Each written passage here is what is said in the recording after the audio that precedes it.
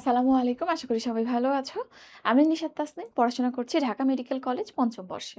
আজকের ক্লাসে আমরা with clues with special use এই যে টপিকটা আছে গ্রামারের ৩ নম্বর প্রশ্নে আসে সেটা সম্পর্কে বেসিকগুলো জানবো। এর প্র্যাকটিসের জন্য অলরেডি ভিডিও আপলোড করা আছে ইউটিউবে, তোমরা একটু দেখে নিবা। কারণ প্র্যাকটিস ছাড়া কিন্তু আসলে এগুলো ইনকমপ্লিট। তো দেখো, প্রথমে এখানে আমরা কিছু কিওয়ার্ড বা কিছু ফ্রেজ যদি শিখি, তাহলে এখানে ১৫ থেকে ১৮টা ওয়ার্ড বা ফ্রেজ তুমি যদি শিখতে পারো, তাহলে একদম 100% কমন পাওয়া যায়। একই টাইপের কোশ্চেন বারবার আসে এবং এটা এমন একটা কোশ্চেন যেখানে ১ মার্ক লুজ হওয়ারও সুযোগ নাই। যে কিছুই পারো না ইংলিশে, সেও যদি ১-২ বার জিনিসটা দেখে যাও, একদম ফুল মার্কস পাবে। তো প্রথমে আসে দেয়ার। দেয়ার কোথায় ব্যবহৃত হয়? দেয়ার কোনো কিছুর এক্সিস্টেন্স বুঝাই, বা দেয়ার দিয়ে দেয়ারের নিজস্ব কোনো অর্থ নেই, অন্য কোনো কিছুর এক্সিস্টেন্স বুঝাইতে জাস্ট সেন্টেন্স ফরমেশনের ক্ষেত্রে দেয়ার ব্যবহার করা হয়। যেমন there is a hospital near my house. এখানে দেয়ারের কোনো অর্থ নাই, কিন্তু জাস্ট সেন্টেন্স ফরমেশনে ব্যবহার করেছি। সেখানে আমার বাড়ির পাশে একটা হসপিটাল আছে। There is a pond, there is a great novelist. তাহলে এরকম ক্ষেত্রে আমরা দেয়ার ব্যবহার করি। এরপর দেখো লেট অ্যালোন। লেট অ্যালোন দুইটা জিনিসের তুলনা বুঝাই। বলা হয় যে সে তো এটা পারে না, আবার এটা। এখানে ইম্পসিবল দুইটা জিনিস মেনশন করা থাকে এবং প্রথমটা তো ইম্পসিবল, দ্বিতীয়টা আরও ইম্পসিবল, এরকম দুইটা জিনিস। যেমন দেখো, হি ক্যানট রিড, সে পড়তে পারে না। লেট অ্যালোন রাইট, তাইলে সে পড়তেও পারে না, লিখতেও পারে না আসলে। কিন্তু তুলনাটা এরকম হচ্ছে, সে তো পড়তে পারে না, এটা ইম্পসিবল, কিন্তু লেখাটা এটা তো আরও ইম্পসিবল। তাহলে লেট অ্যালোন যেটা আরও ইম্পসিবল তার আগে বসে। ঠিক আছে? ওয়াজ বর্ন, এটা কারো জন্ম নেওয়ার ক্ষেত্রে ব্যবহৃত হয়, জানো তোমরা। যেমন she was born in Dhaka. আবার এটা স্থানের ক্ষেত্রে ব্যবহৃত হয়েছে, সালের ক্ষেত্রেও হইতে পারে, বা তারিখের ক্ষেত্রেও। হি ওয়াজ বর্ন বা শি ওয়াজ বর্ন ইন 1999 বা 2000, এরকমও হইতে পারে। ঠিক আছে? এটাও খুব কমনলি আসে। এরপর হচ্ছে উড র্যাদার। উড র্যাদারের সাথে তোমরা হ্যাড বেটারটা গুলিয়ে ফেলো, এই দুটো গুলানো যাবে না। মনে রাখবা, তোমাদের যে ইউজুয়াল ব্যবহার আসে সেই ক্ষেত্রে এই উড রাদারের সাথে দ্যান থাকে এবং এখানে দুইটা কাজের মধ্যে একটাকে চুজ করতে বলা হয়, একটাকে প্রেফার করতে বলা হয়। আর হ্যাড বেটার মানে এরকম কিছু প্রেফার না, দুইটা জিনিসের মধ্যে একটা ভালো এমন না। এটা শুডের অর্থ প্রকাশ করে, বরং এটা বরং ভালো, এটার অর্থ বরং ভালো, একটা থেকে আরেকটা বরং ভালো। আর হ্যাড বেটার দিয়ে শুডের অর্থ প্রকাশ করে, যেমন you had better see a doctor. তাহলে এখানে you should see a doctor, এরকম অর্থ প্রকাশ করে। সো আমরা উড রাদারের তুলনা পাবো। যেমন I would rather stay home, মানে এখানে I would rather stay home than to go to office, এরকম দুইটা জিনিস। স্ট্যান্ডার্ড ইউজে দেন দিয়ে আরেকটা অংশ থাকবে, তাহলে তোমরা বুঝতে পারবা। ঠিক আছে? তাহলে এখানটাতে উড রাদার কেন হইলো? এখানে যদিও কমপ্লিট নাই, তারপর তুমি বুঝতে পারছো যে এখানে এরকম কমপ্লিট থাকবে, তোমাদের পরীক্ষার ক্ষেত্রে সেটাই থাকবে। এবং এখানে উড রাদার হবে, অ্যান্ড হ্যাড বেটার শুড অর্থে ব্যবহৃত হবে। এখানে দুইটা জিনিস উল্লেখ থাকবে না, একটা জিনিসই থাকবে।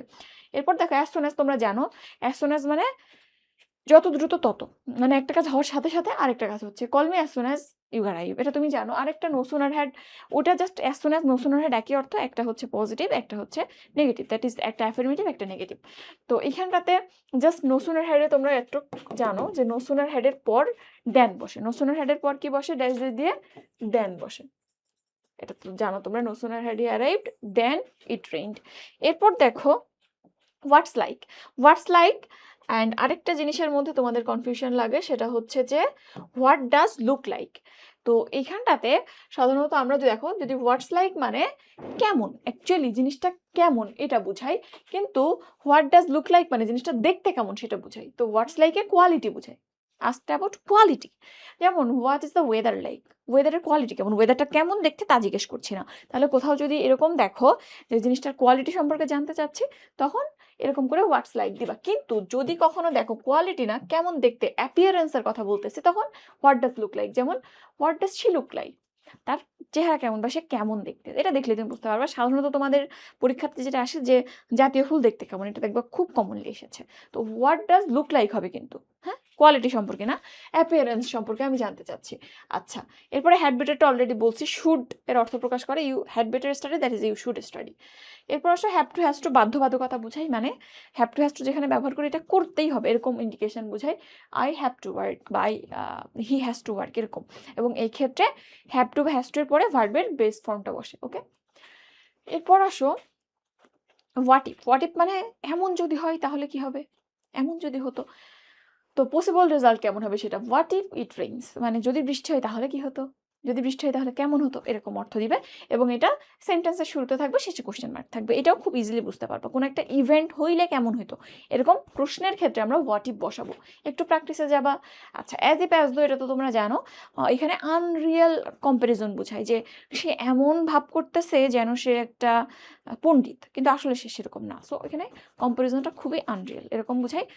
এবং এখানে কিছু রুল আছে তোমরা জানো, প্রথমটা প্রেজেন্ট হইলে পরেরটা পাস্ট হয়, পাস্ট ইনডিফিনাইট, প্রথমটা পাস্ট ইনডিফিনাইট হলে পরেরটা পাস্ট পারফেক্ট হয়।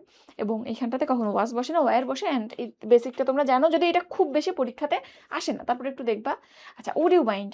উড ইউ মাইন্ড মানে এখানে আসলে কারোর কাছে পলিটলি রিকোয়েস্ট করা বোঝায়। যেমন উড ইউ মাইন্ডের পর একটা রুল আছে যে এরপর ভার্ব আসলে ভার্বের সাথে আইএনজি বসে। যেমন উড ইউ মাইন্ড, এখানে যে এক্সাম্পলটা আছে হেল্পিং মি, বা উড ইউ মাইন্ড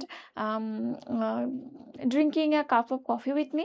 তার মানে এখানটাতে আমি বলতেছি তুমি কি দয়া করে আমাকে হেল্প করবা, বা হেল্প করলে কি কিছু মনে করবা, রাগ করো না প্লিজ, বা তুমি কি আমার সাথে একটু চা খাবা দয়া করে। That is would you mind, মানে বুঝাই দয়া করে আমরা কারোর কাছে কোনো কিছু রিকোয়েস্ট করছি। এবং এখানে রুল কি, এরপরে যদি কোনো ভার্ব আসে তাহলে তার সাথে আইনজি হয়। এখানে খুবই ইজি, তুমি জাস্ট প্র্যাকটিসে যাও তাহলেই বুঝবা। এরপর আসো লেস্ট। লেস্টটা তোমরা জানো, লেস্টের ক্ষেত্রে দুইটা ক্লজ থাকে। প্রথমটা যদি হয় দ্বিতীয়টা হবে না, বা দ্বিতীয়টা যদি না হয় প্রথমটা হবে, এরকম। মানে একটা হইলে আরেকটা হবে না, বা একটা না হইলে আরেকটা হবে, এরকম বুঝাই। এবং এখানে রুল আছে একটা, লেস্টের পরে যে স্ট্রাকচারটা থাকে, এখানে একটা ভুল আছে। লেস্টের পরে যে ক্লজটা থাকে সেখানে subject plus should plus verb, এই ফরম্যাটটা বসে। সো ইউ শুড ফল হবে কিন্তু। ওকে, তাইলে এখানটাতে লেস্ট বলতে নচেত বোঝায় যে তুমি যদি প্রথমের কাজটা না করো দ্বিতীয় কাজটা হবে। যেমন walk slowly, lest you should fall, that is ধীরে হাঁটো। তুমি যদি ধীরে না হাঁটো, প্রথমটা যদি তুমি না করো, তাহলে দ্বিতীয় ঘটনা ঘটবে, দ্যাট ইজ তুমি পড়ে যাবে। ওকে, এটা জানো তোমরা। And it is time, it is high time, এটাও তোমরা জানো। দেখো, it is time, it is high time মানে অনেক হয়েছে বা যথেষ্ট হয়েছে, এখন এটা করার মোক্ষম সময়, এরকম বুঝাই রুল জানো তোমরা। ইট ইজ টাইম বা হাই টাইমের পর যদি সাবজেক্ট আসে তাহলে তারপর direct V2, that is past indefinite করে দিতে হয় টেন্সটাকে। যদি এরপর সাবজেক্ট না আসে, ইট ইজ হাই টাইমের পর ডিরেক্ট ভার্ব আসে, তখন 2+ ভার্ব লিখতে হয়, এটা তোমরা জানো। So that in order that জানো, কোনো উদ্দেশ্য বুঝাই। এবং এখানে রুল হচ্ছে so that in order that পরে যদি প্রেজেন্ট টেন্সের সাথে এটা কোইনসিড করে, তখন সাবজেক্ট প্লাস ক্যান বসে। আর যদি পাস্ট হয় তাহলে সাবজেক্ট প্লাস কুড বসে, এটা জানো তোমরা। হ্যাঁ, প্রেজেন্টের সাথে ক্যান দিবা, পাস্টের সাথে কুড দিবা, বা থাকবে ওখানটাতে। তুমি জাস্ট উদ্দেশ্যমূলক কোনো কাজ বুঝাইলে সো দ্যাট বা ইন অর্ডার দ্যাট দিবা। Study hard so that you succeed, that is উদ্দেশ্য কিভাবে বোঝাচ্ছে, বলতেছে পড়াশোনা করো, এর উদ্দেশ্যটা কি, so that you succeed, that is বা ইউ ক্যান সাকসিড, যাতে তুমি এখানটাতে সফল হইতে পারো, দ্যাট ইজ উদ্দেশ্যটা তেমন সফলতা। ঠিক আছে, তাহলে আশা করি বুঝছো। এই কয়টাই তুমি যদি ভালো করে একটু দেখে যাও, 16টা মাত্র, 16টা দেখে তুমি যদি প্র্যাকটিস করো, তোমার মার্কস এখানে কেউ আটকাইতে পারবে না। ওকে, তাহলে প্র্যাকটিস করবা সুন্দর করে, ইনশাল্লাহ এইটাতে অন্তত ফুল মার্কস পাবে। তাহলে নেক্সট কোনো ক্লাসে আবার দেখা হবে, সেই পর্যন্ত আল্লাহ হাফেজ, আসসালামু আলাইকুম, ভালো থাকো, সুস্থ থাকো।